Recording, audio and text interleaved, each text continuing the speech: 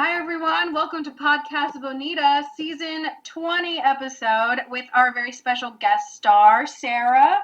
Hi everybody, I'm Sarah Lowe.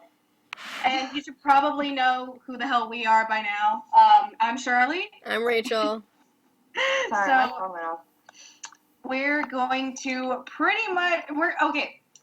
there are a lot of there's a negative connotation with South Park season 20 for a totally understandable reason, and we're going to give our very honest opinions on this season, or the good, the bad, the ugly, but we're also going to talk about the commentary that was recently released with the DVD, which has honestly shed a lot of light on the situation and has really relieved us. So, Sarah, if you want to go ahead and start us off.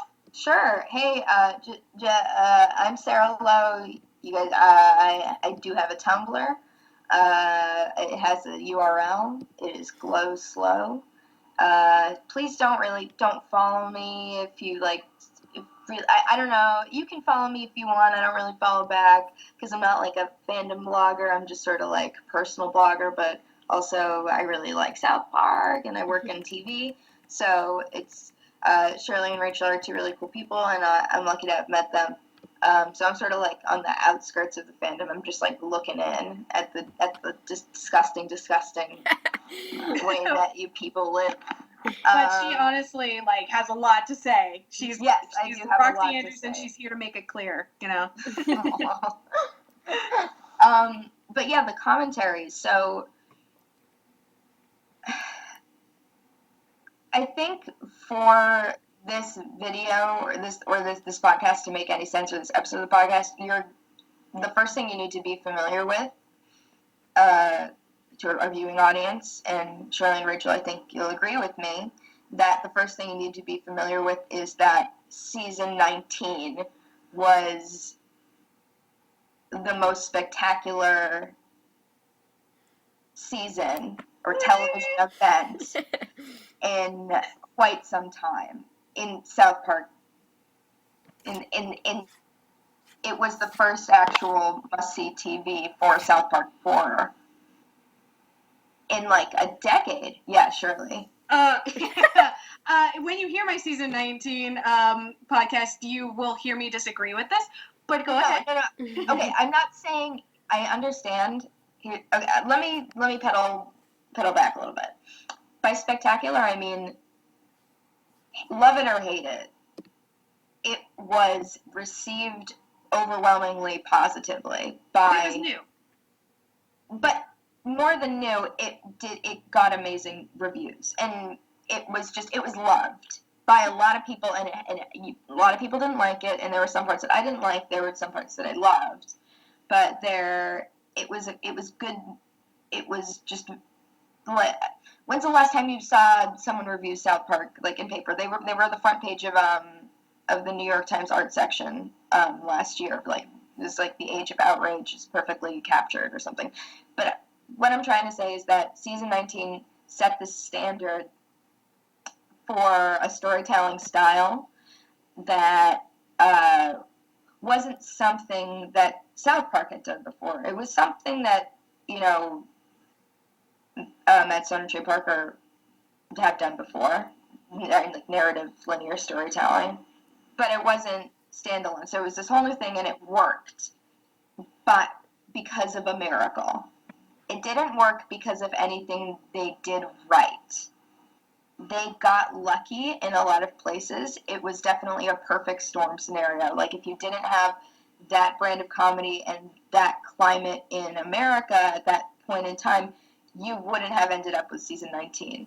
What you would have ended up with was season 20. Mm-hmm. And season 20 is an example of what happens when the perfect storm goes wrong. So Rachel, yeah. Yeah, I agree with you by saying that that season was overwhelmingly received or considered successful because of the fact that they got really lucky. because I personally looking at like seasons 18, 19, and 20 In in retrospect, general. they got really lucky. But like Yeah. when it was airing, people were like, "Oh, holy fuck! South Park is back!" Like, Yeah. it's like Right. Like in general, I actually think that like serialized storytelling is something that's like not for Matt and Trey. I don't think they should do it anymore. But I think the fact that we'll soon just talk about how Yeah. they also agree. that season 19 was like you said, received so well, and they like felt like, oh, we're killing it, and then they tried to do the same thing in season 20, and then they like totally shit the bed. So Yeah. So, basically, going to their commentary on season 20, Matt and Trey basically said themselves that they really did mess up. And I was really worried going in that they would make excuses.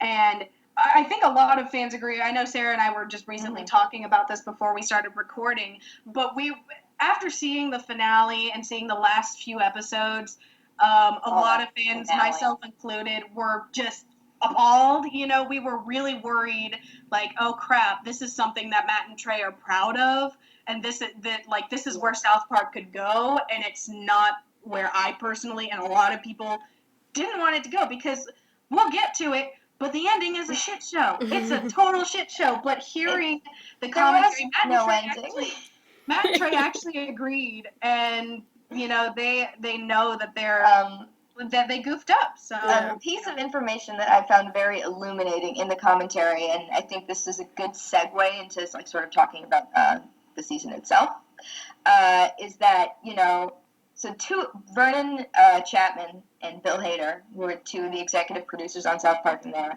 been contributing writers forever. Vernon Chapman co-created a show called Wonder Chosen that was on MTV2, and it's incredibly well done. It's a parody of like Sesame Street, like Muppets. It's like a children's show, but it's really, really dark and really violent. So like Avenue Q, kind of?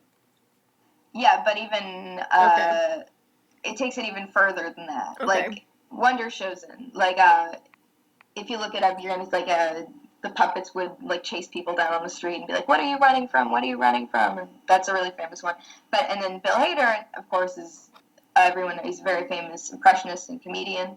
I love him for his work in Documentary Now, which is this awesome thing that's on Netflix.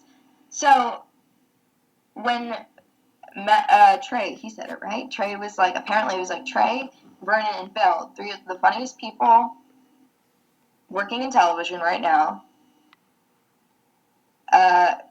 Came up with this character, I guess, that was like a guy who by day was just a normal dad, like a normal businessman, a husband, and a father, and by night he was like this vicious supervillain troll, which is like, that is a concept. It exists, and like, you know what, like, if that's like, that sounds like if they could probably execute that well as its own thing.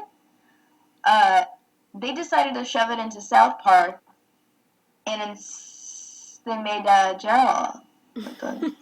Yeah, we have a whole thing about Gerald that we're gonna get into. It's like the anti-Mysterion. It's like Kenny has a secret identity, and it's awesome. Mm-hmm. Gerald has a secret identity, and it fucking sucks. Right. And it instead of making everybody love the character more, it just made a character that everyone already liked. Mm-hmm. I think we should go into the episodes pretty soon, but really quick, I just wanted to say one more thing, that specifically about the finale and how much I hated it, and that it was like especially devastating to me because of the fact that like so many South Park fans that I interacted with online were like hating the season, and I was really enjoying it for the most part. Me and Shirley were, and we were kept defending it to them, and we're like, no, I think it's not as bad as you think. There's a lot to like about it. Defending it at halfway point. There's a lot to like. Definitely, like the first half was stronger. Election, I think. Well, we can all agree that the turning point. Okay, so you know what? Yeah, ladies, and then without further ado, let's pull up the old Wikipedia. Oh, I already have it. I'm just gonna do it for myself. But yeah, can I be honest with you guys? Sure. So when I was rewatching, when I was prepping for this, I mean, like, even with season 19, like, even though it was a linear. I'm doing air quotes right now. It was a linear thing. I'm sorry if you can hear my dog barking. It's okay. That's usually my there dog. was like if you say, oh, tweak, like that's the name of that episode. Like, oh, and I know what happens in that episode. Like, oh,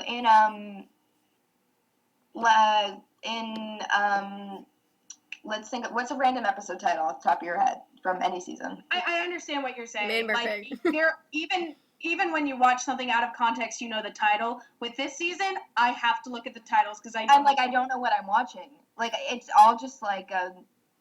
It's like a TV movie. It's like a TV movie, honestly. Right, but it's especially it's like a bad dream. Is what it is. Yeah, after watching that like shitty ass finale, like I felt like such a chump for like defending this season for months. I was like, oh really?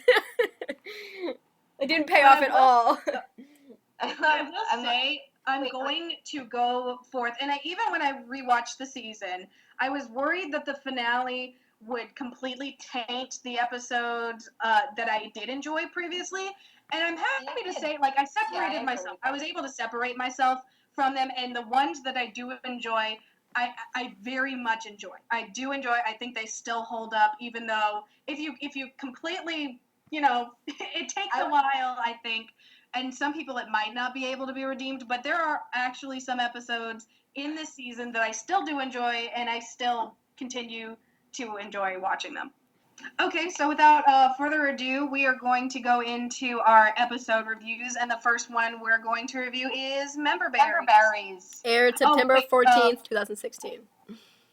The national anthem is rebooted by J.J. Abrams. Mr. Garrison attempts to throw the 2016 presidential election against Hillary Clinton. Cartman is believed to be an internet troll known as Skank Hunt 42 who attacks local girls on the school message board, but Gerald Broflovsky is revealed to be the real troll.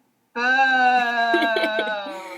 right, I want to take a look at, just real quick, 2.17 million viewers. That's very high for season 20. That's very high for an autumn season premiere because no one watches TV anymore. Yeah. And then I'm looking at all the other numbers, and the only other one to cross the 2 million threshold was OGs. Oh, I'm not surprised. Which we'll get to. Yeah. Which we'll get to. I know, right? So, good, solid. I hesitate to say solid. But there are elements of I like this in here. I love the idea of Cartman being in it. I think it makes sense. Okay, yeah. No, go ahead. Keep going. I don't know. There's just a lot of stuff that happens that makes sense here. A lot of choices, but there's also a fair amount that doesn't. Immediately, I remember watching this and being like, oh, they're going to keep Mr. Garrison as, like, Trump? I didn't think they were going to do that. This episode starts out with the Colin Kaepernick thing, which I was really nervous about because I'm like, I didn't know how they were going to do it. And they kind of just made a really quick mention of it and then just didn't do it again. So I was like, okay. I liked what they did. Yeah, I thought the way they did it was funny, especially the fact that the whole town comes for like the national anthem and then they leave before the volleyball game.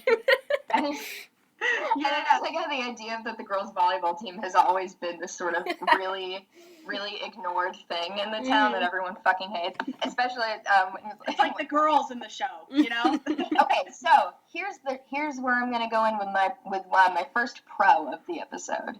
Okay. My first pro of the episode, and I'm writing it down. My first pro of the episode is automatically intrigued with the girls' storyline. Yeah. I love the girls. They do not get any screen time ever, so I was excited looked like they were going somewhere with it.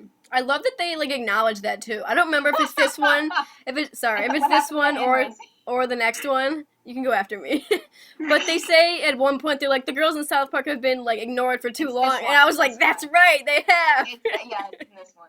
Exactly. Well, I think one thing I remember legitimately being nervous for this episode because Sarah and I both were because we really weren't fans of the season 19 finale, like the finale itself. But I remember like us coming back, rushing on Skype after theirs, and be like, "Oh my gosh, we're so relieved! It was fun!" Oh yeah. Like it wasn't like, "Oh, they didn't fuck up that like that." You know what? They could pull this truck out of the mud. Yeah. And I will say, I was legitimately like surprised and super intrigued by Gerald being the troll. Like, that really caught me off guard because I was sold like everybody else. It's like Cartman is just putting on this facade. Yeah. Being this nice guy, but when he's really being the troll. And I had a lot of I think, okay, so at the time, I agree with you. I think I had the exact, I don't really remember, but I think I was just like, oh, wow, okay, this could go somewhere. And now, like, looking back at it, I'm like, man, that was a big red flag. And but it's a pro is a girl storyline. Definitely see Cartman doing something with that. Was Heidi in the mix at this point? No. Not really. She was just, in the group of girls that were like, Cartman, stop it. And he's like, nah. That's really all she was doing. The funny thing is, though, about Cartman, stop it, like that, this is where the joke is building up. Yeah. And I really enjoyed, like, Cartman at the assembly, with his microphone, and that one girl is just like, I have a joke. You're a fat fucking idiot. Like, Butters slowly laughs. Like, that's like me. I laugh at all the stupid shit like that. That was one of the funniest things. That was a great joke. That got a real laugh from me the first time. Yeah, I got one. You're a fat fuck. Well, that's not really a joke. All right, well, that's I legitimately think, even looking back, knowing that what I want to be resolved will not be resolved, like, looking back, I feel like a naive little boy. I get, like, genuine laughs from this episode, so I still like it. I still enjoy this episode. I like it. I did, as you guys know me, as in Shirley and Rachel, you know me. I don't know if our viewing audience does. I'm a big fan of Red Letter Media. A lot of the points that were made in this episode, I'm just gonna say this is my opinion. I'm not accusing anyone of anything, Matt or Trey of anything, but all the stuff about Star Wars and nostalgia and remember this. Well, yeah, the member berries, which ended up. Oh my fucking God! Can you? I've never anything that's made less sense in my life. I know. But we'll get to that. Then stuff that paired with the Ghostbusters stuff that Cartman was talking about. It was like right around when they made the Ghostbusters half in the bag. And if you guys, if our viewing audience or listening audience doesn't know what I'm talking about, it's they're a YouTube channel. And they make movie reviews, and I like them very much. And I do feel like maybe there was a little bit of influence there, but that's as much as I'm going to say. And I'm not even going to get started on the whole nostalgia thing, because I feel like that's a whole other, just a whole, I don't want to tackle that. Yeah. That's another argument. Let's just focus on this season. I think speaking of tackling, do you want to say one more thing, Rachel? Hold on, one more thing about the Ghostbusters thing. Like, regardless of their opinion on it, the whole women are funny, get over it joke is just... It kind of that joke itself kind of proves that, like, their whole scenario for, like, beating jokes in the ground does not work with 10 episodes, because by the end of the season, I was, like, wanting to kill myself with that fucking joke. It was not funny. Imagine if Cartman had said, like, she's fart and she's fart and she's smutty. That might have been funny.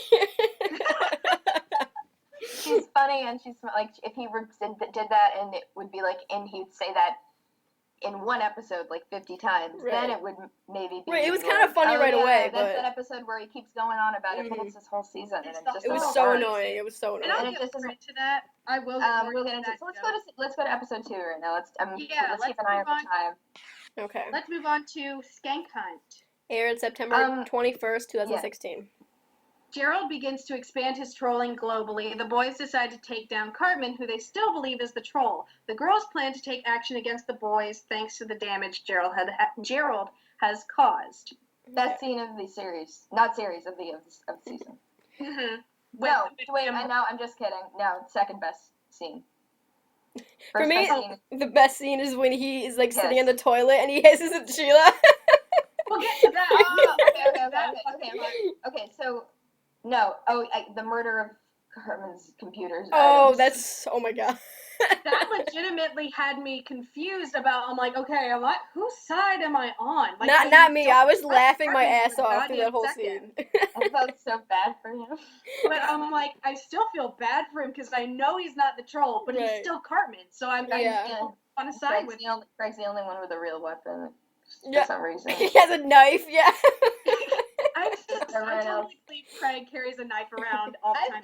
I buy that. think there were definitely kids in 4th grade who carried knives around where I grew up. Just kind of a tangent real fast, but me and Shirley have talked about this before, but I do want to highly commend both Matt and Trey, but especially Matt, for all the voice acting in this season, because it was so phenomenal, especially him as Gerald.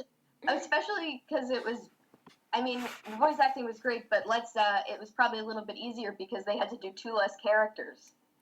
Stan and Kenny, who didn't show up at all. And the mysterious absence of both of them. Literally were nowhere to be found this season. And I'm not one of those fans. I'm actually, you know what I'm doing right now? I'm compiling a list of small things that we found wrong with the season, and then when we're done with the episode run through, I'm gonna read them aloud. Okay. so we can just like bang these episodes out. Get ready for a 3-hour-long podcast. No, exactly. One thing I will say about this episode, this is where Gerald's character was still interesting. Even going back and watching it, I had to separate myself from the ending, and I don't know if I have to do that manually or not. I don't know if I manually had to separate myself from the finale. But, this was where his kind of villainy was being built, and it was kind of, I was at least still, intrigued. Even going back, I'm like, oh, I'm intrigued about what he's doing. Like, oh, he's being shown as this normal guy. Mm-hmm. He's being shown as, he has, this totally normal family, and then he switches off to this evil being, and there's, we don't quite know the reason, and it was still suspenseful and interesting to me. And it changes, but I think Gerald still, you're supposed to dislike him and what he's doing, but he's interesting. So I don't know.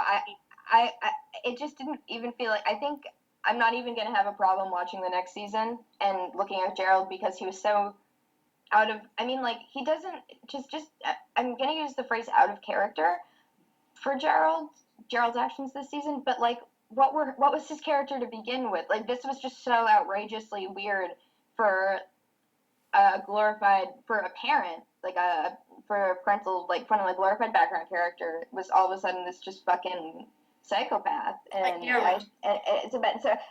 so that's so separate than what I am used to seeing Gerald as, that when next season comes around, I'm feeling when I'm going to see Gerald, it's not going to be ruined for me at all. I'm just going to be like, oh yeah, it was last season. That's when they had their midlife crises all synced up. Yeah, I agree that's kind of strange, and it sometimes makes me wonder, why Matt and Trey chose Gerald to be that character, but I have to, I think, agree with Shirley in that he actually really works for me in this episode. I think he's, his villainy, like you said, is being built, but he's also, really funny. He has a lot of good scenes, so you kind of, love to hate him, so I really, really enjoyed him here. I really enjoyed that, and I think this was, when this episode finished, I think he gets the note, right? And I think there was a bit of hype of thinking, oh, Mysterion left with the note, which would... You know what? In another universe, that's where the season would have, and that would have made it so. Then it would have tied into the game, and Too bad we didn't get the game though. Yeah, that's a whole other right. On my rewatch, I noticed something that I didn't notice before. Is kind of the significance of all of Gerald's talks with Ike, where he's like, oh, it's just guy stuff. And I noticed that was really important, because most of Gerald's trolling is targeting women. And Matt and Trey even confirmed that this was on purpose in the commentary. So I thought that was pretty... Locker room talk, yeah. Oh, yeah. God. And more more Trump and Garrison stuff connections, too. Yeah, but we didn't need. I really wish that it was just boys versus girls, and maybe and Gerald is a troll. Well, I remember that this episode ends with with him getting his getting the note from the person saying, "I know who you are," and everything. That's what I was saying. I don't know if it does, because the very end of this episode is when the girls all break up with the boys in that montage. Oh, wait. Is it next episode? No, it's not. It might, that's, because Gerald might get the note in this episode, but that's the scene that it ends on, because I remember it ending on that one. That's right. Which is a great scene. Yeah, but that's a good scene, too. Oh, yeah, I'm thinking about next episode. See, this is the problem. We're all... I know. Even I cannot tell these episodes apart from one another at all. I think this is The Damned. Okay, I don't remember what this one is about. Oh, the Damned. Here, we'll Carmen actually do and one. Carmen and Heidi start dating. They start being Can I read it? friends. I'm gonna read it. Okay. The Damned. It aired September 28th, 2016. The perpetrators of this episode were Trey Parker and Trey Parker. They're guilty of directing and writing it. It's guilty. The Damned. Carmen and Heidi begin spending time with each other as they both are isolated from others with social media. The sentence doesn't make any sense. Gerald faces consequences for his trolling, and Mr. Garrison prepares for the presidential debate. So one thing I do want to, this is where he starts getting, the heat. I think it was actually maybe the previous episode. I'm not sure if it was this episode, but I do know in between those. Heidi kills herself, I think. Oh, Heidi! It might actually be the one where Heidi kills herself. Not when Heidi kills herself. Heidi that's at the end of her Twitter. No, I'm talking about the Danish lady. Oh. No, I think that's later. I think it's this episode because it happens pretty early. It happens really early. Yeah, I think it's my God, I really need like a script for the fucking season it runs together. But I will say I don't remember which episode it was in, but I know it's in between these two. The part that made me like laugh so goddamn hard, even when rewatching, was when Gerald gets the note from the person and he's at the computer like at Ike's. Oh my God, this is the one where he goes like he's like, do you know who I am? And Ike's like, no, but I want to, Dad. Not like that smart ass, but that fucking had me rolling still. I still laugh because that, honestly, it would have been so cool if Ike was the one who knew that. I thought that would have been really cool, but I think this episode, The Damned, is where we're introduced to Dildo Schwaggins, who I still think is a very funny character. I thought Dildo was funny. Here's the thing. They wanted to make like I'm going back to the commentary, like Vernon, Bill, and Trey were all like, what if we had this character who like by day was this other thing, and then by night he was this terrible troll, and then they like took their OC and put it in their show, and it didn't work, and like they couldn't decide if they wanted to like make it a totally new character or impose a personality on a character that didn't really have one anyway. Mm-hmm. I don't know, but like whatever it ended up being, and it didn't work out, and we all know that. But yeah, no, this is the one where the lady jumps to her death, and in a really unnecessarily graphic scene. It's just like really dark. And Heidi. Oh, then I'm looking. Heidi. This is the one that ends with holy shit. This is the episode where Heidi and Carmen first start becoming friends, which is what I wanted to talk about. And that I actually kind of liked. I feel like the end of this episode is officially the season has derailed slightly. I kind of liked. It's officially not going to be a good season. It goes off the rails permanently on OGs. Yeah. Or in the week prior to OGs, but this is. Okay, yeah, sorry, go ahead. No, it's okay, but I was going to say that I kind of liked Heidi and Carmen in this episode specifically. Oh, me too. Just because of the way that she reaches out to him, and it's kind of, like, touching, but also kind of creepy, and I like the whole ghost kind of joke. I thought that was very funny, how they're dead now because they can't connect to anyone on social media. And I love the joke where she's like, oh, I miss all my followers. I used to just go places so people would follow me. And Carmen's like, want to go somewhere? I'll follow you. And then, it's such an 80s teen movie thing. Yeah.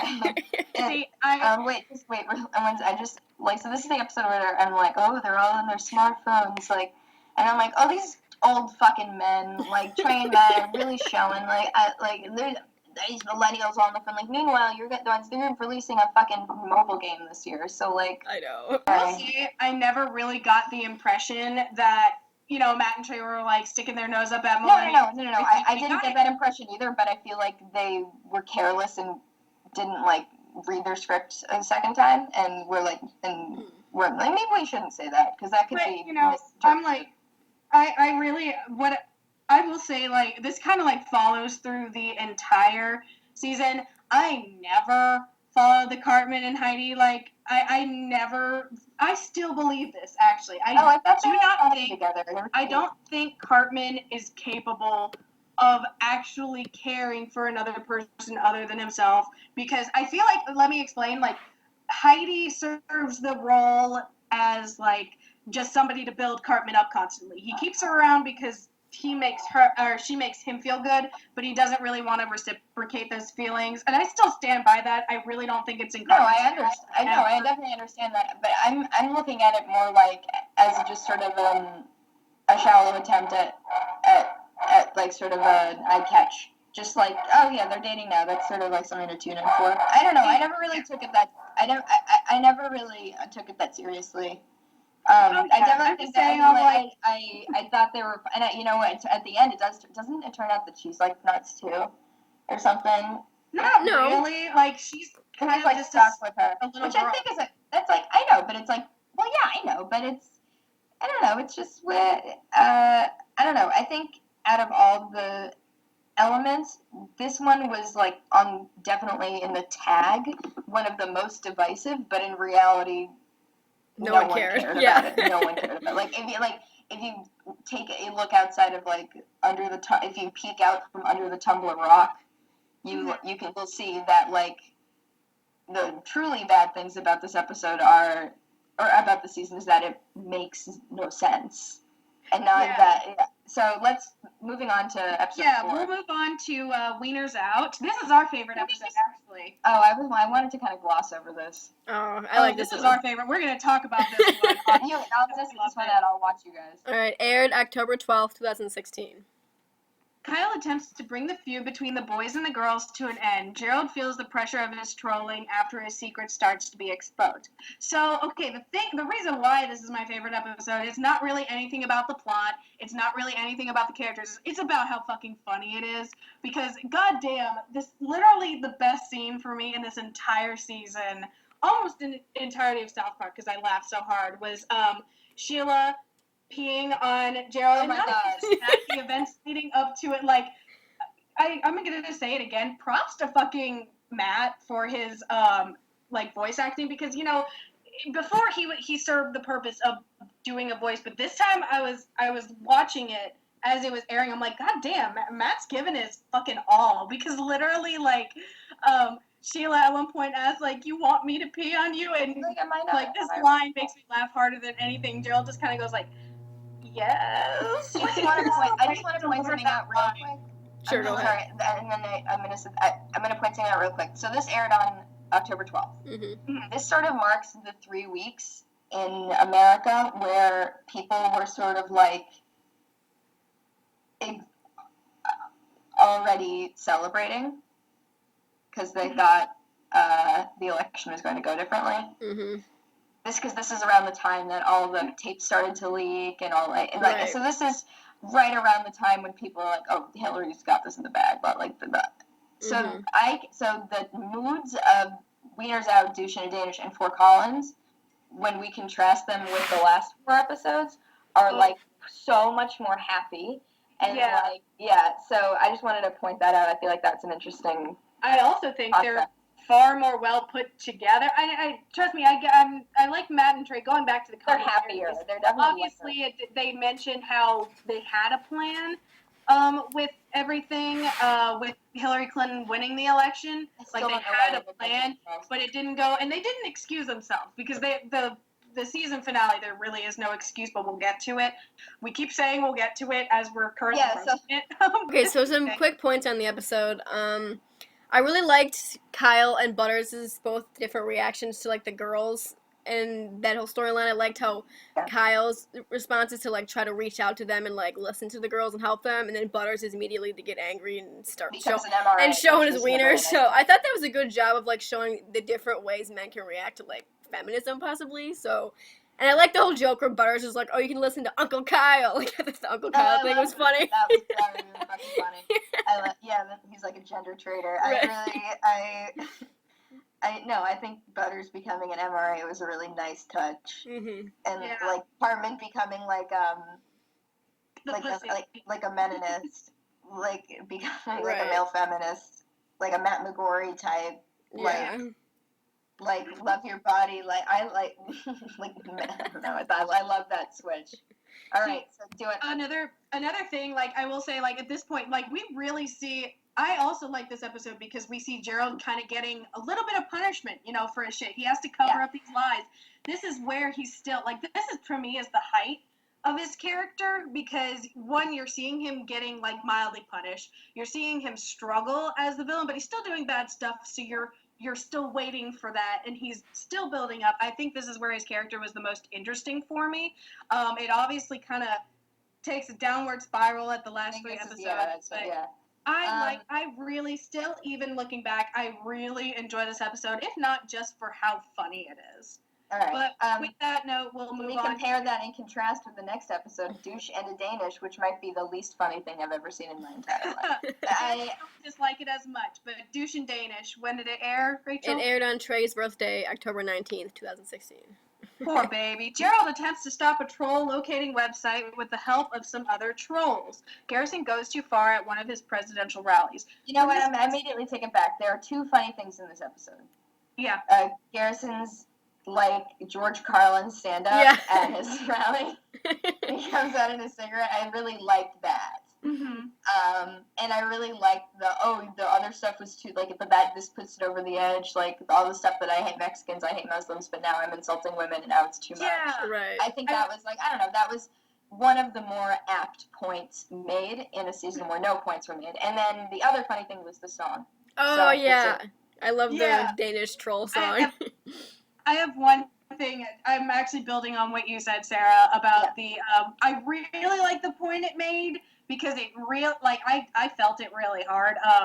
I love how it's like, oh, all of a sudden you make fun of women and he's the bad guy. Not the shit he said about Muslims and Mexicans and everything. Now he's the bad guy. So I really kind of liked that kind of pointing dagger finger at, like, okay, really, this is what you're getting. You have a right to be pissed off about it, but, like, this is what turns you off. Because I personally know a ton of people who were totally supportive of him until he said this kind of stuff, that white-ass feminism shit. However, this is October 19th, and they are setting him up. I guarantee you this was probably one of the first scenes that they wrote. Because it's so, like, we are setting this guy up to lose this election. He's offending his whole audience, blah, blah, blah. And then when it turns out, oh, no, they love it. And it's like, it just, everything backfired on them. I don't know. No one's perfect, everyone's fallible, Matt and Jay screw up every once in a while. This is just such a dumpster fire. I can't, like, they weren't really, victims isn't the right word, but I can't think of it. They wrote themselves into a corner. That's the problem. They wrote themselves into a corner, and they really, like, got themselves stuck with the Garrison, pretty much the Garrison entire thing. In season 19, they literally executed reality, the concept of reality. They hanged him. And in this season, it hinges entirely on a very real life outcome. Mm-hmm. So, what are you guys doing? What's going on? I think they were, like all of us, they were swept up in the mood leading up and immediately following the election. But, I mean, not all of us have our cartoons that have been on the air for 20 years on Comedy Central, and at the end of the day, like, that's what this was. Is they were expressing themselves, and they were doing it to way more people than we could ever imagine doing it to. So yeah, I think part of the reason that this whole season, like, hinged so much on the election and that whole election episode is because of the fact, like, just look at, like, the 7 days to air schedule. That's, like, such a risky schedule and way to run things, but it works out for them. It also makes sense. So they do it. Letting her, But I'm leading to my next point, is that look at all the election episodes they've had. They've risked episodes saying, oh, we're going to say this guy wins, and then it's always worked for them. And that's why they did it again. So they're like, oh, it's probably going to work again, but this time it didn't, and they screwed themselves. Yeah. But I also think we're being... It was the whole season, not just one episode. Like, you can go in and change the fact that, okay, and also in About Last Night, the episode that you're talking about, where they could change it depending on who won, it didn't matter who won. Right. It wouldn't have mattered. Like, the point was that whoever, they were working together, like, as presidents, they were taking snippets of whatever speeches they were going to use. And that was just the one episode. So there was nothing outside the episode that was contingent on this person winning or this person losing. Right. I will say entirely around that, and it's crazy to me that happened. Sorry, I will say, like, we're all kind of being Captain Hindsights about this because the entire country was expecting an outcome. And of course, you know, maybe it's a lesson that we've learned to not do that shit, you know? But I don't think it's right to point the finger and say, like, oh, they shouldn't have done this in the beginning. No, that's not what I'm saying at all. No, I'm not saying that's what you're saying. I'm saying they're a ton of human, and that, you know, that if I had a cartoon like that, if I had an audience of 2.3 million people every Wednesday night in America watching what I had to say, and I said something that I maybe shouldn't have, I would feel like shit too. Like, that sucks. Yeah. I know, like, I'm sure, and props to them for, you know, really bearing it all in their commentary. Yeah. Like, that's kind of actually further in the episode OGs, but we, like, in this episode particularly, I really enjoy the notion of all the trolls kind of getting together. I actually liked this episode more rewatching it than when it first aired. Don't get me wrong, it's not near my favorite episode, but I actually still I liked the idea because I felt like there was still a plot line going, and it could have worked. I think this is a good place to segue into Fort Collins if we're talking about. I agree. Exactly. We're going to move on to Fort Collins. This is the last episode. It's noted that this is the last. Oh wait, I'll do the intro, I guess. So episode 273, episode 6, Fort Collins, aired October 26, 2016. Cartman fears that Heidi will discover his past. Randy and Mr. Garrison attempt to destroy member berries, and Gerald's troll team faces dire consequences. And this was the last episode to air before the election. Yeah, and this is actually this is the last episode for me to be still watchable without cringing, because, you know, even, like I said, I separated myself through this rewatch. You know, I separated myself from the finale because I just had to be nice to, and I had to give credit where credit is due. I actually really enjoyed the season. Like, go back and look at my personal thoughts and opinions on it on my Tumblr page. Like, I literally enjoyed the season up until about this episode. But that's mostly because, like, the humor, I still found myself laughing a lot through this season. I found the humor more up to par than I did season 19. I didn't think season 19 was as funny, but this had me constantly laughing with a plot that up until this point was very intriguing and kind of melded together.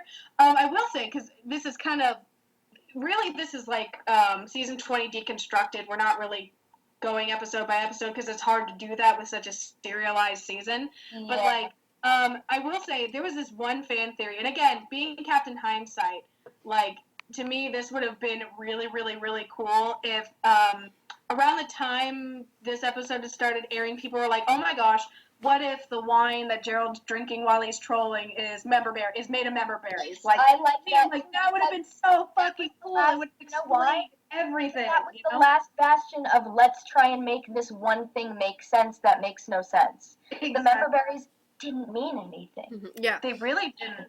All right, I want to talk about the member berries for a second, which is kind of risky because, like you said, they don't mean anything. A totally failed storyline. But one way that I would have liked to see them do it is that I think it was a mistake making them sentient and, like, talking to each other and stuff. It was so gross looking. And it was stupid. And I thought the member berries would be better used as, like, a tool for people to use them to go back in nostalgia, like make the people themselves be the villain and not the member berries. I just don't know. I don't know what it was. I mean, that's a question that I don't know if I'll ever get the answer to. Like, what was this supposed to be? Yeah, I actually will say one thing that has to do with this episode. Look at me trying to be on track with the fucking schedule that we have. But, like, one thing in this episode, it does talk about, you know, Gerald has something to lose, and Dildo is kind of like, you know, why the fuck are you doing this? And Gerald is constantly, you know, repeating this notion like, I'm just being funny like I was. Don't you remember being a kid? And the second I heard member, I was like, oh my gosh, if the member berries were the wine, it would have made sense because he's being nostalgic about being a bully back in the day, and that's why he's doing this. That would have solved everything. But again, this is audience saying spoiler this alert, once. that's not what's happening at all. I really like the conversation that I was just saying, that Dildo and Gerald have in this episode, where they're talking about, like, what makes trolling okay, political satire or funny jokes. I'm like, oh, they're talking about South Park. Like, it was just such a big, obvious thing. It's like that thing in Arrested Development where Ron Howard goes, like, hey, that's the name of the show. Yeah. Like, and like, I would go, whenever I had them, like, hey, they're talking about, you know, what this theme. I mean, like, there were competent storytelling elements there, okay? And I want to bleed over into OGs for this, because this is where we're going to lose all semblance of a traditional story. You guys know what a story is, right? It has a beginning, middle, and an end. Yeah. So with that, do you want to introduce OGs? Oh, yeah. Yeah, this is where, like we've been saying this entire fucking podcast, like, this is where OGs aired. This is where we've been coming. Yeah. Really quick. It aired November 9th, 2016. Mr. Garrison is elected president, and the member Really? is responsible. Gerald is sent to Denmark as a spy to eliminate Troll Trace, but he is betrayed. Carmen asks Butters to prevent Heidi from finding out his secret. Okay, so this is where the fucking Mars is introduced. That was the dumbest fucking storyline. I hated it. It was boring. I fucking hated it. It was all because Trey Parker's nerd ass met like Elon Musk at some party for like rich people only, and it turns out that they both love Dungeons and Dragons, and they became best friends. And he said, hey Elon, do you want to do a voice in my show? And then the apocalypse happened, and Elon, you still want me to do a voice in your show? And Trey Parker was like, I guess. And that's what happened. That's funny. So, like, I have something to say. I mean, it's introduced at the very end of the episode, but I'm going to talk about this first before we get into the OGs stuff. But, like, the Mars plotline is useless. They could have dropped it completely, and honestly, almost nothing would change. It's very kind of you to call really, literally, like, just the end where it blows up and shuts off the internet and starts the internet. That's the only thing it's good for. No part was it funny. No part was it interesting. No part did it really make sense. I hated the whole Mars, like, women are just going to collect us for our semen and jokes, you know, like, that's... Yeah, because they didn't have anything new to say. There's the one thing that maybe I liked from the Mars thing is it gave us that scene where everyone's in the waiting room trying to get off the Earth. Yeah. And that I think it's members only are not funny. I think it was just because there's the last 3 episodes were just like a mess. It was like everyone wanted to drink cyanide at South Park Studios. Right. Yeah. I really want to real quick make a comparison to season 19 at this point, because I'm kind of in the middle where, like, I don't love it, I don't hate it. Like, I thought it was pretty good, but there definitely had some problems. But I'm noticing a similar pattern in both seasons, like around the 7 or 8 episode mark, they introduce a storyline at the very end, like either the Mars one or the ad storyline, and then they rush it, and it takes complete control of the whole season, and they don't resolve it at all, and it makes the finale really bad. But I think the difference between that and this is that I feel like maybe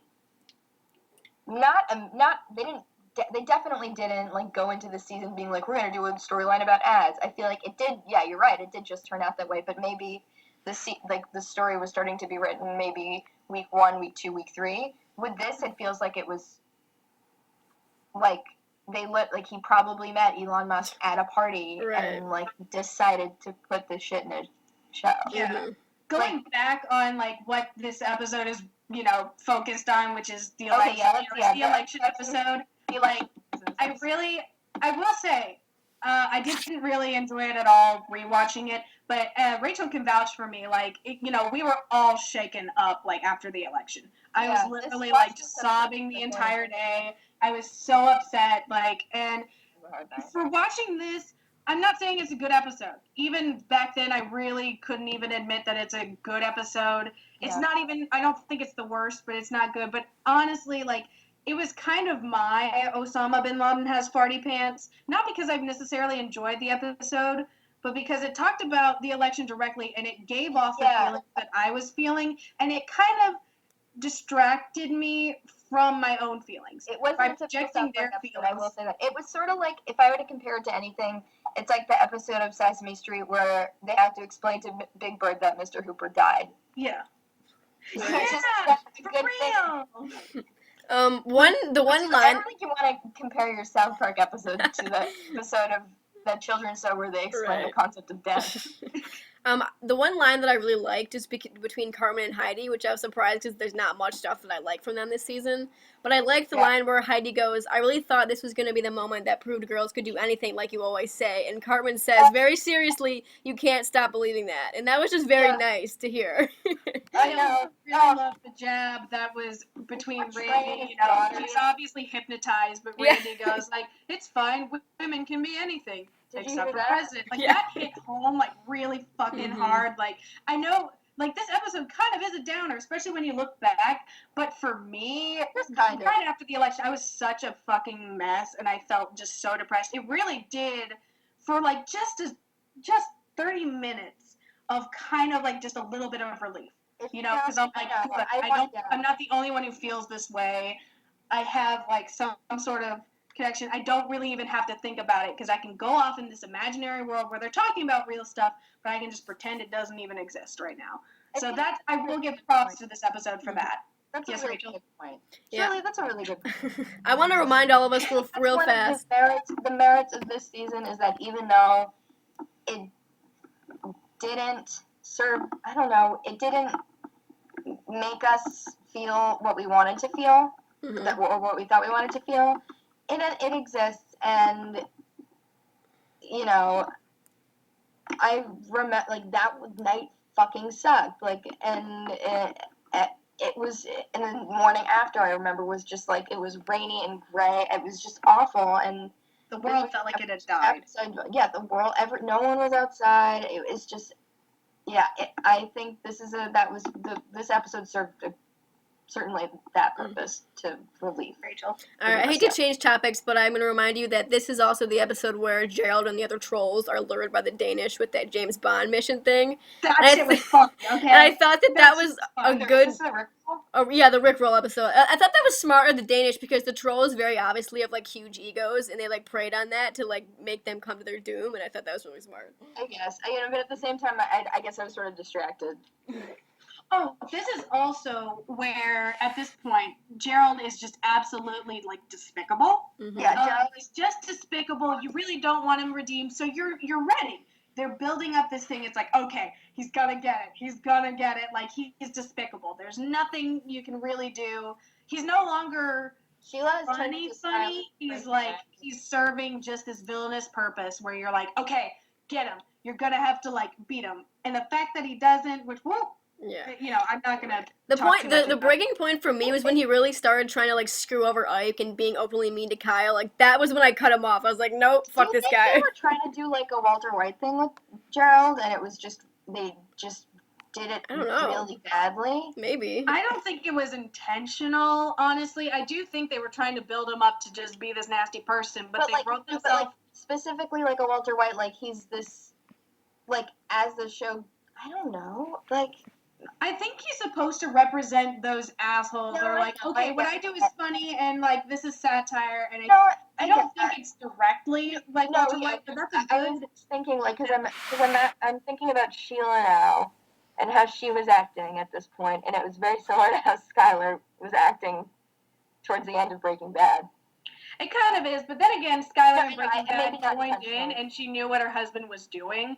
So I don't think it's direct, but it is kind of a cool point that you made. That he's really starting to derail as a character, and that works against Matt and Trey for what they did at the end. It could have worked for them if they had actually fucking punished Gerald and done something about him, but they didn't. And I will get to how much I hate that. Trey Parker's name was Vince Gilligan. Yeah. And with that, let's move on to our final 3 episodes. Yeah, let's go to members only. Aired November 16th, 2016. Mr. Garrison deals with the aftermath of being elected president. Gerald attempts to escape the wrath of being captured by troll trays, and Carmen and Heidi prepare to go to Mars together. Oh, did I even have to read that part?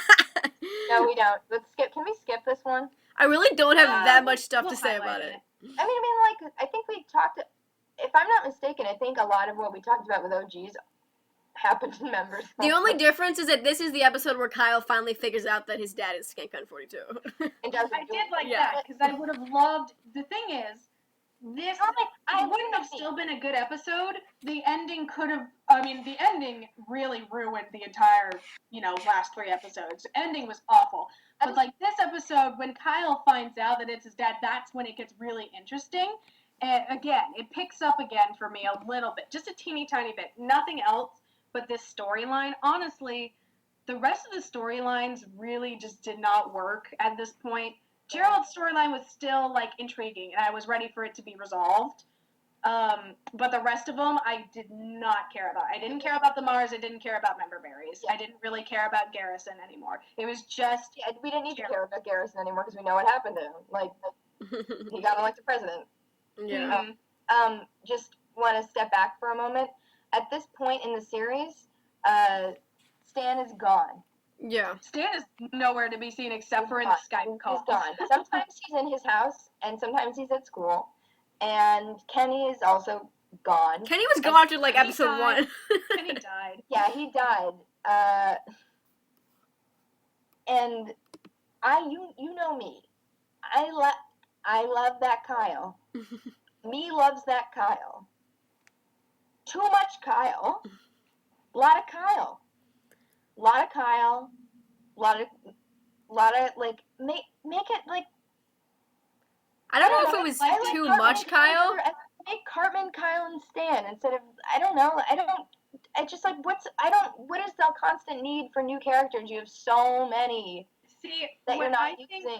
I think could have been, again, this is me thinking of it months after it has passed, and they only had a week to do it. But they actually could have resolved the girls versus boys storyline if Kyle had told everybody, hey, my dad's the one doing this thing. I need all of us to join together and do, that trolling thing.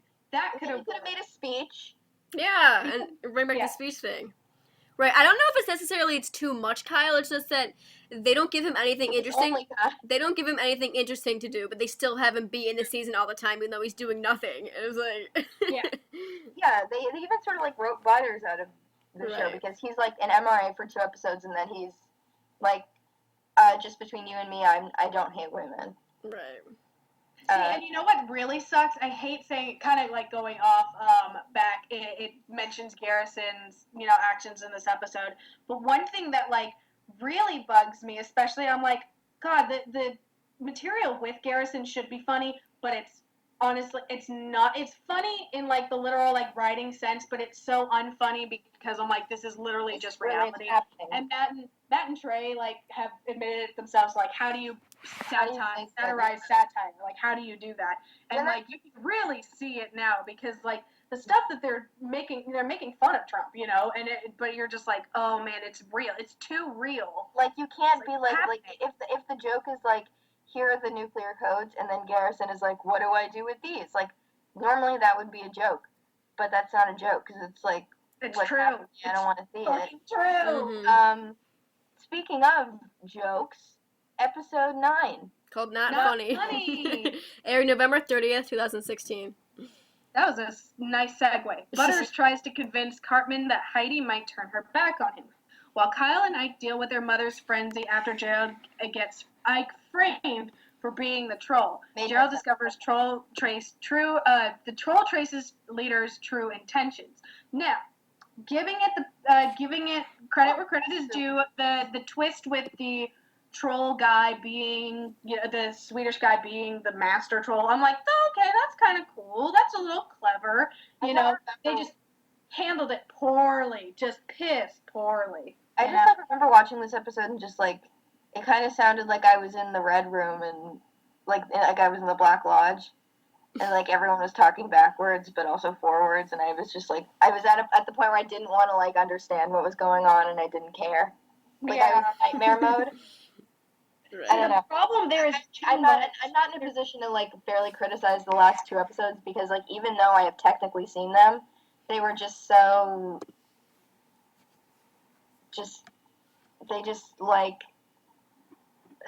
it was like shooting a horse. I will say, like, legs. The problem is, for me with this episode, it just keeps going on with the goddamn Mars thing, and it's like, okay, I will actually going back. And like Heidi using the emoji analysis, weird ass voice.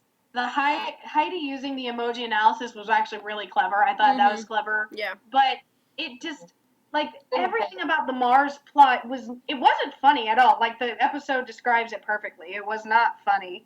Yes, Rachel? Elon Musk talking about like how we can like recycle methane and using that build an ozone layer on Mars, and I'm like, this is literally a science lecture. Please shut up. Yeah, Rachel? Yeah, I think my issue with the Mars storyline is, one, that it's not funny and it's dumb and it's boring, but but also the fact that pissed me off is that they spent like 3 episodes on this when they could have resolved like the boys and the girls war. They could have resolved member berries. They could have handled Gerald better. Like, they could have done so much shit with all this time, and they just wasted it on this dumbass story. It does have some Can I just interject real quick? We see with episodes 1, 2, 3, and kind of 4, the feud between the boys and the girls comes to a head. Okay, right? Yeah. And then we get the pre-election episodes where it's like, fuck it, let's celebrate good Obama. Come on, it's Obama. Like we're all in party mode. And Tran Met and the writers, I don't know, didn't know that they had left an entire storyline at its peak, just sort of dangling. Yeah. Cliffhanger. And then Trump won, and then no one wanted to get out of bed. Right. So the thing is, the dropping of the girls and boys storyline really is inexcusable. Like, there's no reason why it couldn't have continued. There is no reason why they couldn't have resolved it at all. Like, it's just they wanted to dedicate fucking screen time to the wrong shit. Yeah, Rachel. I heard in the commentary they talked about how if Hillary had won, they were going to do this whole storyline where that's when they were going to bring that whole war thing back, and then blah blah. I'm now glad they didn't. And I'm like, okay, well, the fact that they were aware that they just left this storyline behind, they didn't care, didn't do anything, I'm like, really?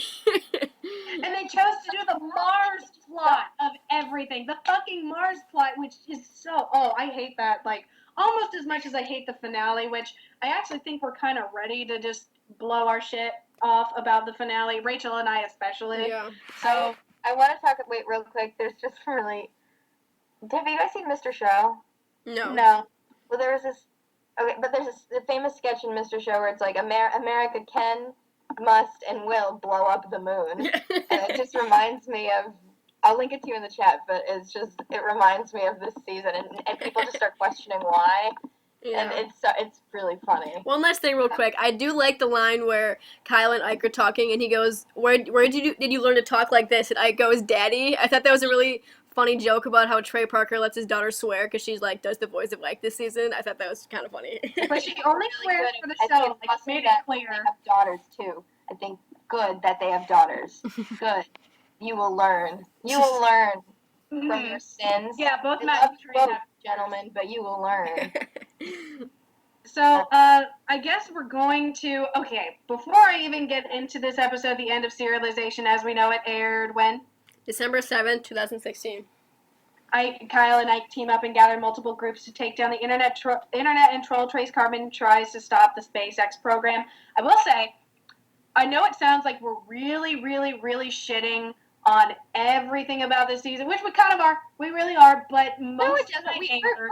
We're saying that there are good things. Yeah, we're saying good things, and I will, trust me, I would watch the entire fucking, season again, in 5 times before I ever watch the finale again, because the finale, most of my anger, actually 99% of my anger, comes from literally one scene in this episode. One scene, and Rachel knows exactly what I'm talking about. One scene. Well, it's the conclusion of the Gerald storyline, if I'm correct, right? Yeah. Yeah, exactly. I forget, you know what, oh my god. Okay, so it's basically a parody of the Han Solo death scene where he and the troll are on this bridge and they're arguing over why is what you're doing funny and mine isn't, and And then wait, from the new one? Yeah, like yeah, like the scene where like right, and then how did I remember this? And then Gerald like pretends to be like to listen. He's like, oh, I look at you and I see me and I've learned a lesson. But then he does it and he just shows him off the bridge and he's like, ha ha, what I do is fucking funny. Blah, blah. It's so obnoxious. Like, ugh. Yeah. See, and I'll say why I hate that. I hate that more than anything. Like, it not only is it just like it's really just so unfunny that he's like, what I do is fucking funny. For a while, when this first aired, it was so ambiguous. It was a really ambiguous ending. I'm like, okay, are Matt and Trey saying like what he's doing is funny? Yeah. Are they saying, like, I think when we started worrying that like, oh my god, maybe they condone all this shit. Yeah, and then it turns out that they don't. So that's a whole right. thing. But you would never know that. I wouldn't have known that if I hadn't heard Matt and Trey talk about it later. Because the episode itself like is condoning it. Yeah, the episode itself is like, whatever, fuck it, we're all gonna die. Right. Which I mean, I get that, but I mean, I also don't get it. Mm-hmm. And also, the thing that really bugs me, that joke might not even bug me as much if Gerald had at least been punished. If for anything. He could have, honestly, I said this right when the episode aired. I'm like, Kyle and Ike looking angrily at their father is not punishment. But he got away with everything, and that's not what you do. Matt and Trey are better than that. They've done this for years with Cartman. That's what happens, like, people get away with it. Yeah, but I know, that's the problem, is, like, Matt and Trey know better because they've done this for years with Cartman. Cartman, it does bad shit. Yeah. Because they know how to write a villain, is what we're trying to say, and they didn't do it right this time. It's storytelling. And honestly, like, kind of what you said, like, that's what happens in real life. I'm like, yeah, but this isn't fucking real life. It's a TV show. And I feel like that's what this ultimately comes down to, is, like, how, like, I understand that for your show to be considered satire, it has to be, currently relevant. But how close do you need to get to, I don't know, it's not Matt and Trey's fault, like, that this year was a big piece of shit. Like, and that this is sort of, like, not really something we've had to deal with in our lifetimes before. Like, South Park wasn't on during Watergate, but I imagine if something like, I'm sure the weekly shows suffered around that time, or, they either had great jokes or they had shit jokes that just were too soon or something. I don't know. It just, I don't know. I want to revisit this season, and by revisit I mean, like, read the Wikipedia synopses, because I'm not going to be watching this season for another 5 years. And I just want to see,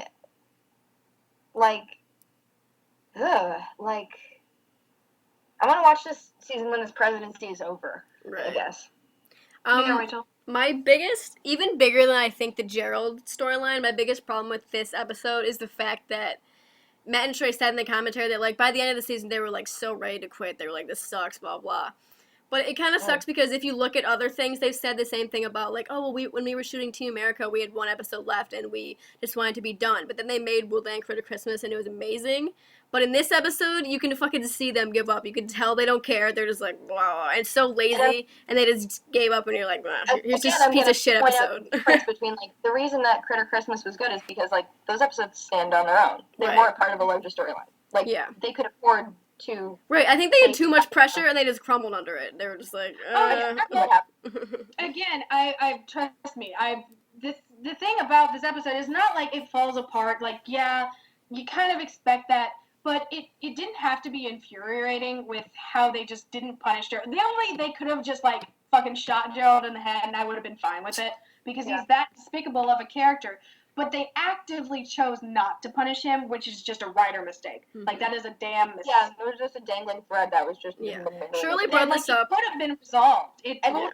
It's not about that bothers me. The Gerald thing bothers me a lot less than the cliffhanger of the girls, because that is a true error in writing. That's just like, okay, and then? Right.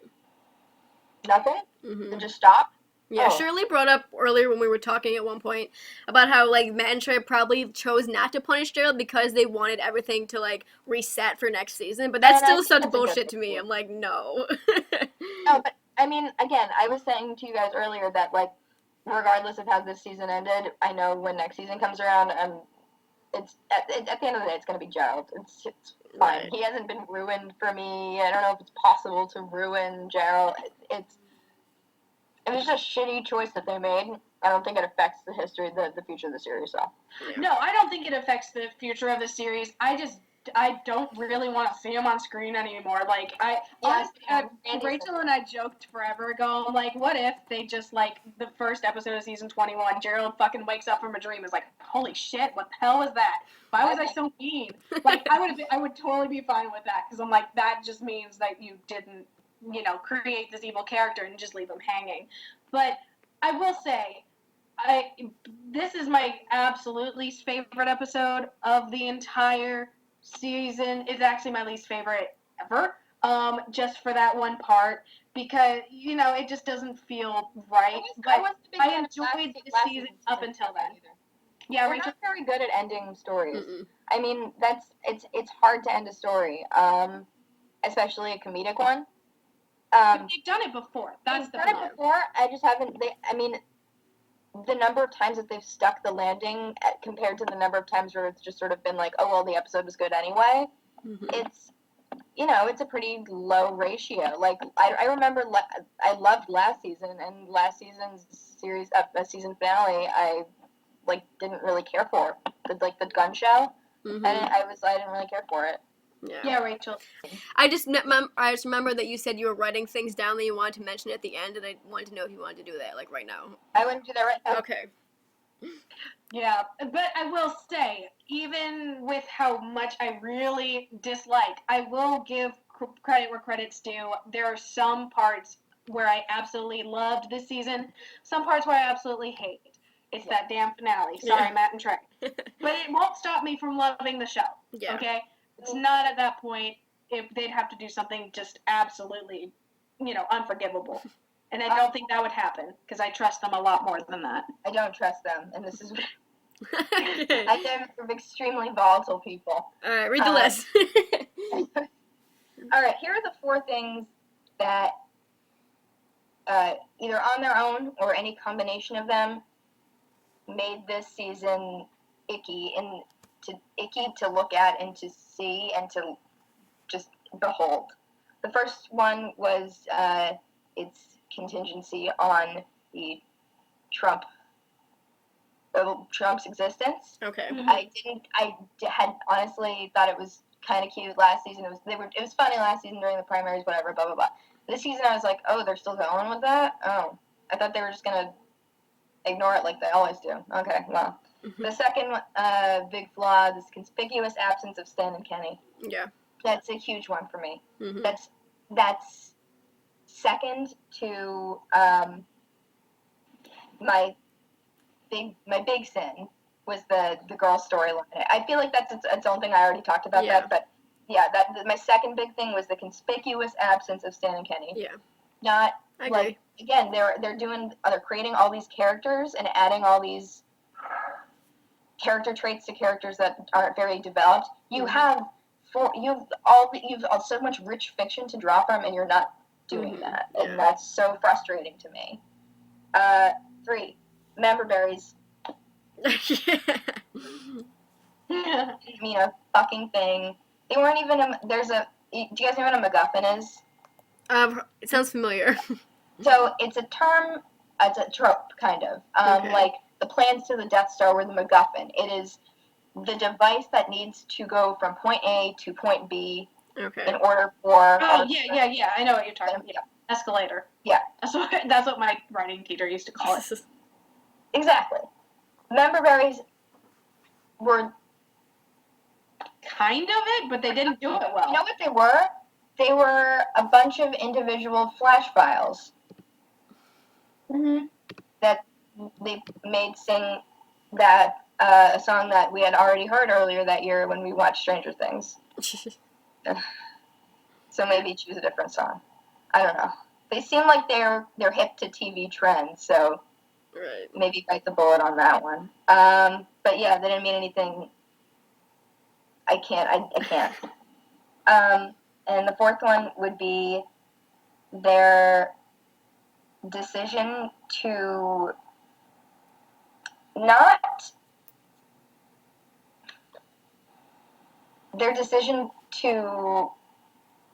I guess this ties into, I guess the fourth one would be, the girls, the drop storyline.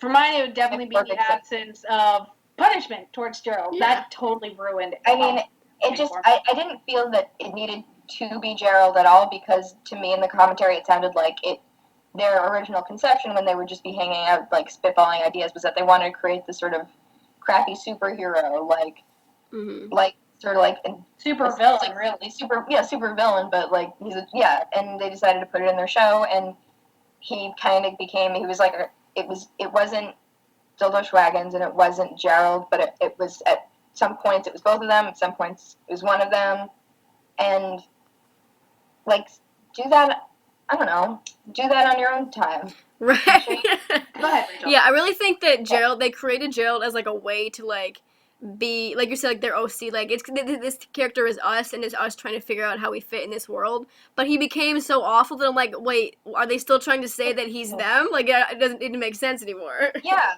I'm like, you guys know that Gerald's been in other episodes before, like, doing stuff that we remember. And he's not like, I don't know, he's not like Wendy's dad. If it was like, you know what, if it was like a guy that we didn't know, and it would have been cool if it was Wendy's dad because of the demeaning things. If it was Wendy's dad, oh god, man, I needed to be in that room. Right, they should hire us to write for South Park. Gender war will continue. Okay, sorry, I'm done. Shirley. No, it's fine. You know, I will, like, I kind of, I know it may sound like I just absolutely hate the season, but the truth is I really, really don't. I just hate the last I hate the last episode, and I dislike the last 3, but I think Matt and Trey have honestly learned from this, and it was a relief to hear their commentary and know that they messed up, because you'd be lying if you, I mean, I bet there are some people who actually enjoyed it, but I don't think they're like actual fans, like diehard fans like we are. And, you know, I'm glad to hear that this really wasn't the direction they wanted to go, because that, you know, really restores my faith in them, that they know what's a good story and what isn't. So I'll end my point by saying I don't think South Park is meant to be a full serialized show. It's not meant to be it. It's never what it was. I think, you know, having the 3-parters and having 2-parters has worked for it, but serialization is not what South Park has been about. I'm not opposed to them trying new things, but they've tried it 3 times. It has not worked. I agree. I like that at this point in the series, after 20 years, they're still trying new things and taking risks. But there comes a time when you have to admit that we're not good at this. This risk didn't pan out. Let's go back to what we're good at. Yeah, and I feel like that was really cool of them to acknowledge, because it's pretty rare for people as influential as they are to go on public record and be like, oh, you know, this is bad. We agree with, like, we disappointed ourselves. And as much as it feels good to make something that it turns out exactly the way you wanted it, and it feels so, and you're proud of it, there's the opposite. There's 2 sides to every coin. Like, everybody has their bad days. Everybody has their bad seasons. And they acknowledged it, so more power to them. This season is that season of Roseanne where you find out, like, everything was a dream the whole time. Everything's a dream. But it was the whole time, everything was, like, just her making shit up. Like, that was this season. Yeah. With some likable stuff in that season, but the ending, like, what the fuck? You know? That was fast because of, like, there's, like, set drama. A lot of, she, like, didn't get along with any of the crew. Right. But, anyway, I think we should end this podcast where it is. I'm going to keep saying there are some parts of this season that I love. The ending, by now, you should damn know well that I hate. Yeah. And I'm glad we got to talk about it.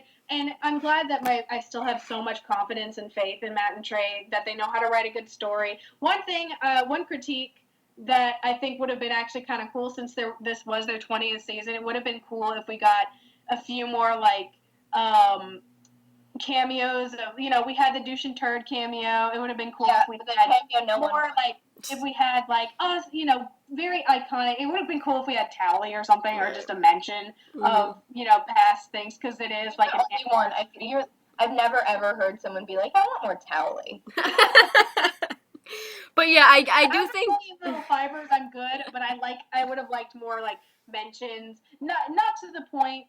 They actually kind of did it a lot in the very first episode, where I was like, oh, they're gonna like talk a lot about what happened in the past, but a little. They're not talking about their own show. They're talking about. They're sort of hypocritical when you think about it, because they're not even acknowledging that they're guilty of the same, drawing from the same nostalgia well. Yeah, I would have liked to see, I agree, more like callbacks, because of the fact that they had that whole like reboot storyline that they could have tied that into. That could have been really funny. So, but they just didn't do it. So they went to Parsons.